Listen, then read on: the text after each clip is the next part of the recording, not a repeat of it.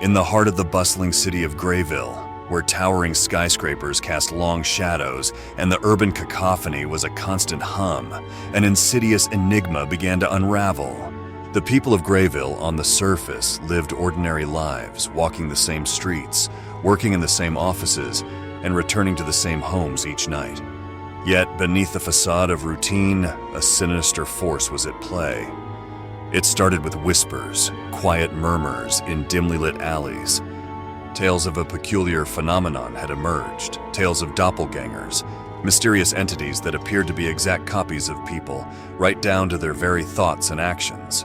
These doppelgangers infiltrated lives, instigating unsettling chaos, and soon the once prosperous city would be forever changed. The first sighting occurred on a sultry summer night. A man named David saw his doppelganger while waiting for the subway, and the encounter left him paralyzed with fear. It mirrored his movements perfectly, down to the way he shifted his weight and checked his wristwatch. But there was a disturbing difference, a malevolent glint in the doppelganger's eyes, a sinister intent that sent shivers down David's spine. As David backed away, the doppelganger followed, a malicious grin stretching across its face. Panic coursed through him, and he stumbled onto the subway platform just as the train roared into the station. He escaped, but the sinister copy had not relented. It haunted his every waking moment, leaving him in a perpetual state of terror. David wasn't alone.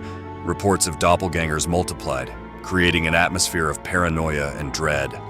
People avoided each other, unsure if the person they were speaking to was genuine or a malevolent imposter. Close-knit families became fractured, friendships shattered, and the city's social fabric unraveled. The authorities were baffled, their investigations leading to dead ends. The doppelgangers had no digital footprint, no tangible form. They were spectral entities that defied explanation. Rumors circulated that the doppelgangers were a manifestation of collective guilt, the city's sins given shape and purpose.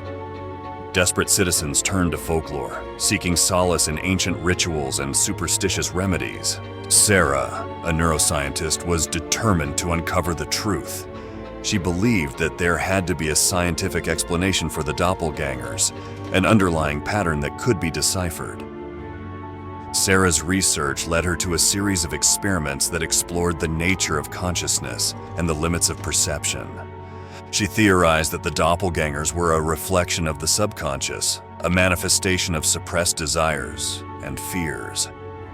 As Sarah delved deeper into her experiments, her work became an obsession. She isolated herself in her dimly lit laboratory, testing theories on her own consciousness. It was there that she first encountered her own doppelganger, a perfect replica of herself, mirroring her every thought and movement. But unlike the doppelgangers that had terrorized the city, this one seemed benign, almost curious. The benign doppelganger led Sarah to a startling revelation. It wasn't her own subconscious that had given rise to these malevolent entities. It was the collective subconscious of the city. The doppelgangers were a manifestation of Grayville's darkest desires and fears, their insidious nature fueled by the city's moral decay. Sarah's research drew her into a dark abyss, one that threatened to consume her. She became convinced that the only way to free Grayville from the doppelganger's grip was to confront the city's collective subconscious and confront the horrors that lay hidden within.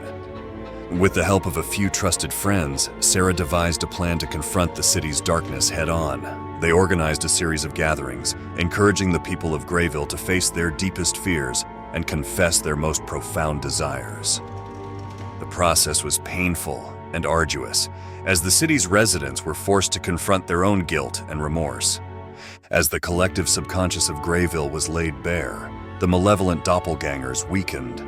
They became erratic, losing their ability to mimic their human counterparts.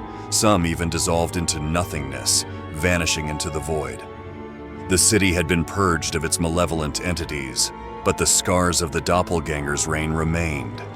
Grayville was forever changed, its people haunted by the specter of their own collective subconscious. The doppelgangers had left their mark, a reminder of the darkness that could lurk within even the most ordinary of places. In the end, the city of Grayville became a reflection of the doppelgangers themselves, a place where the line between reality and illusion blurred, where the darkest corners of the human mind were exposed, and where the true nature of fear and desire was laid bare. The doppelgangers were gone, but their legacy lived on, a chilling reminder of the malevolence that could reside within the human soul.